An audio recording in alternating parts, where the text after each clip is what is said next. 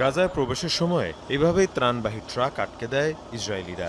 দুর্ভিক্ষের কারণে যখন এক টুকরো রুটির জন্য পুরো উপত্যকায় চলছে হাহাকার, তখন এভাবেই ত্রাণ আটকে দিচ্ছে ইসরায়েলিরা।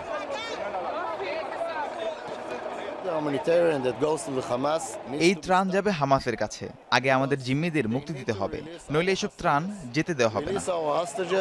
এরই মধ্যে গাজার খাদ্য সংকটকে জোরপূর্বক অনাহার আখ্যা দিয়েছে জাতিসংঘ। সংস্থাটি বলছে, ইসরায়েল পরিকল্পিতভাবে উপত্যকায় দুর্ভিক্ষ পরিস্থিতির সৃষ্টি করেছে। সংঘাত শুরুর পর সবচেয়ে কঠিন সময় পার করছেন গাজার বাসিন্দারা। সংঘাত শুরুর পর থেকে এখন পর্যন্ত সবচেয়ে ভয়াবহ সময় পার করছে গাজা। গেল প্রায় ৩ মাস সেখানে সামান্য ত্রাণও পৌঁছায়নি। রোগে শোগে আর ক্ষুধায় বিক্ষুব্ধ হয়ে উঠেছেন সেখানকার বাসিন্দারা।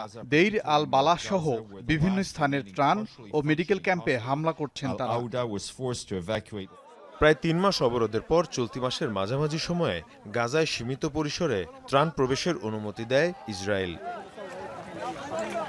মীর মুশফিকা হাসান, যমুনা নিউজ।